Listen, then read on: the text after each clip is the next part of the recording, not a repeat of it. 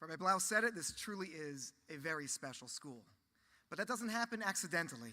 So before we go any further, excuse me, I would like to take this opportunity to thank a few important people. The members of our Board of Trustees take upon themselves the ultimate responsibility for the stewardship of our school.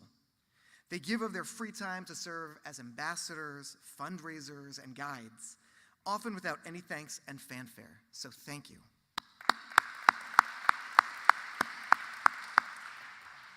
And this isn't really the time for it, but I would be remiss if I didn't note, as Jeff did, that in just a couple of months, Adam Weider will be concluding his term as president of the board. I don't think that we, as a school, can thank him enough for all that he has done for Mizrahi in this capacity. Adam led us through some significant challenges and transitions while still being able to position the school for continued growth and improvement. On behalf of the entire Fuchs Mizrahi school community, thank you.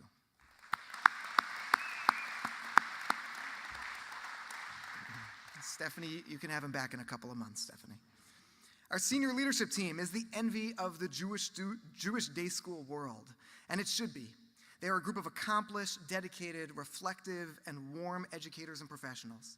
I'm very excited about all that we will accomplish together in the coming years.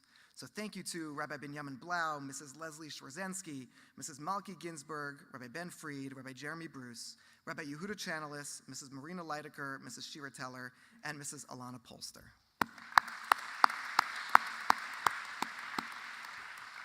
And of course, nothing that we plan or strategize about means anything without our amazing teachers and staff. Day in and day out, they are the ones supporting, challenging, nurturing, and loving the children. Their commitment to each and every child and to their growth is inspiring, so thank you.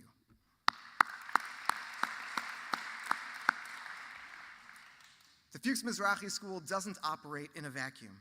We're a part of an amazing, broader Jewish community, and the more the Jewish organizations support each other, the more the Cleveland Jewish community benefits. I would like to note some of our community leaders who are here tonight showing their support for us. Rabbi Binyamin Blau, our Rosh Yeshiva and Rabbi of Green Road Synagogue. Rabbi Zusha Greenberg, Rabbi of the Chabad Jewish Center of Solon. Jerry Isaac Shapiro, head of school of the Mandel Jewish Day School. Dr. Seymour Kapelowitz, executive director of the Jewish Education Center of Cleveland. And Marlon Jaffe, associate director of the JEC. Thank you all for being such an important part of our school community. Lastly, I would like to note the presence of two people.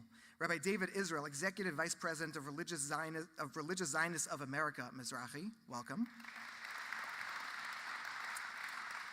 And of course, Rabbi Dov Littman, who we will have the honor of hearing from later this evening. Welcome.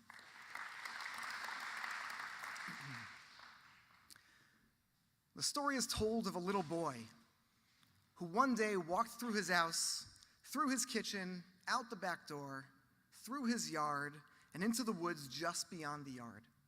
On his way out, his mother asked the boy, "Where are you going?" The boy responded, "I'm going to be with God." This happened over the course of the next several days. Time after time, the boy would walk through the house, through his kitchen, out the back door, through the backyard, and out to the woods behind the yard. And each time his mother would ask, "Where are you going?" The response was always the same: "I'm going to be with God." After several days of this, the boy's mother stopped him on the way out, asked her usual question, and got the usual response. But this time, his mother responded and said, "Son, don't you understand that God is the same everywhere?" To which the boy responded, "Yes, I know, but I'm not." Sometimes we need to do something or change something in order to work on our connection to Hashem and strengthen our relationship with Him. Sfirat HaOmer, this time period we are in now between Pesach and Shavuot, is a great opportunity for that. We count up to Shavuot when we receive the Torah. The Sefer HaChinuch notes that the root of the counting is to highlight the role and importance of the Torah. We were freed from Mitzrayim, but not just to be independent. We were freed so that we could receive the Torah. As Rav Soloveitchik put it when talking about Yetziat Mitzrayim, Israel was our destination, But Torah was our destiny. The Torah was meant to provide for us a way of life, a value system, a guide for how to serve Hashem and sanctify all that he created in this world. As such, the receiving of the Torah is worthy of us counting up to. But Sfirat HaOmer isn't just about the final destination, it's about the journey. There's a Kabbalistic idea that each day and each week of the Omer is for us to reflect on and improve our midot, our character traits, so that we are fully prepared for our encounter with HaKadosh Baruch Hu by the time we commemorate when Hashem revealed himself to our entire nation and gifted us the Torah on Shavuot. That's what we do during this time period.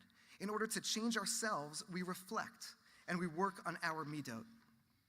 Like the little boy understood, we sometimes need to trigger our personal growth and achievement, no matter if the focus is the journey or the destination. And what better place for our children to do that than here at the Fuchs Mizrahi School? Here we place heavy emphasis on achievement, but we recognize that it can't be accomplished without heavy emphasis on the journey, no matter if we're talking about our students' religious, academic, or social emotional growth. It's important to us that our graduates are prepared and ready for their next stages of life, and that they have the opportunities that they seek. This year, over 90% of our seniors are going to Eretz Yisrael for the year, with just about all of them being accepted to the yeshiva or midrasha of their choosing. And over 95% of our 12th graders were accepted to one of the top 2 colleges of their choice. But the journey is critical too. We also want to make sure our students develop the skills and attitudes they will need to thrive in all areas of their lives. For example, we want our students to grow as potential leaders, no matter if they will serve in visible leadership positions or if they will lead in more private ways. Some of the opportunities our students have had include the lower school STEAM fair, where our 5th graders took on leadership roles and modeled that beautifully for the younger students. In the junior high, 8th grade students lead small groups or chabura teams to teach critical collaboration and problem-solving skills monthly.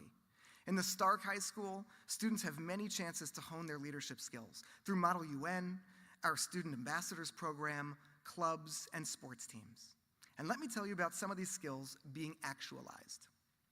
I was approached one Shabbos earlier this year by 2 of our wonderful sophomores, Adam Fleeter and Davi Gekovich, about creating an exercise room for the students to access.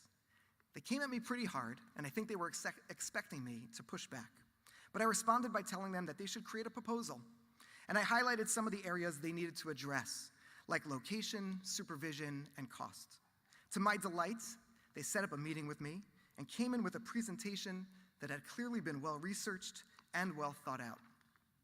After discussing next steps, Davi and Adam solicited several proposals for creating such a space, brought people to school to inspect locations, and met with our operations team. To their credit, they have been responsible, professional, and determined, and I'm optimistic that their project will become a reality in the near future. They do have a bit of fundraising to do, so if you're interested, let me know. David Ben-Tur, who's actually with us this evening, is another great example. David felt that there wasn't enough of an emphasis on Israel advocacy in our school. With the support of high school leadership, David created a very active club. He has since presented at the APAC Policy Conference this past March and was accepted to a much-coveted fellowship with Stand With Us. The stories go on and touch Torah learning, chesed, athletics, and more. And the skills we want our students to develop are vast and critical for their future success. To give our students the opportunities to foster the skills to thrive requires the efforts of all of us together. As a school community, we have to create the right avirah, the right atmosphere and culture, one in which life is approached from a Torah perspective, one in which we consider the whole child as we encourage and challenge each student to excel, one in which growth and improvement are celebrated. A couple of months ago, I attended Yeshiva University's Jewish Job Fair to recruit potential teachers. I asked a few of our graduates in the New York area if there were people they knew who I should make sure to meet. One of our graduates, Aliza Pollack, took it upon herself to send an email to her network to try to raise interest in Mizrahi. Let me quote from the letter she sent out. Aliza wrote, "From the perspective of a former student, I can tell you that FMS is unique in a few ways. The atmosphere of the school is incredibly warm and growth-oriented in all ways.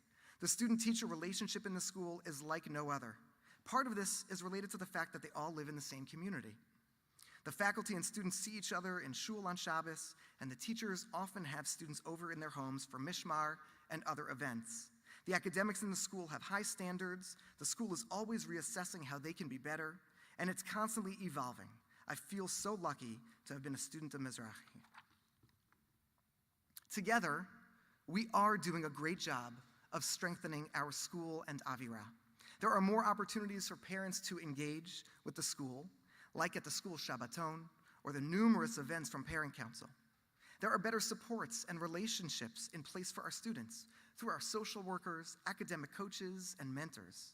There are more exhibitions of student work in every division so they can share their excellent educational products with pride to an authentic audience.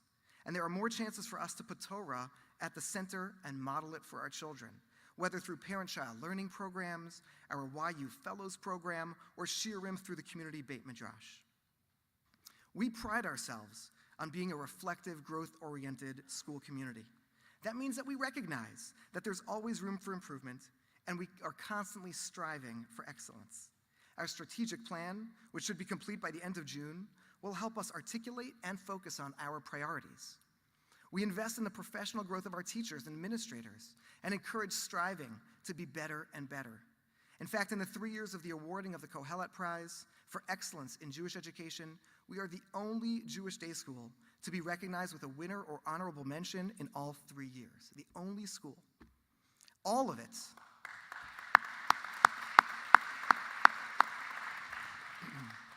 All of it, and all of the partnering that we must engage in is for our children.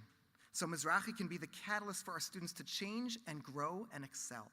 So like the boy needed to go to the woods because it changed him, the students of the Fuchs Mizrahi School will be able to leave our halls changed and fully prepared to encounter and thrive in all the opportunities that await them in the future.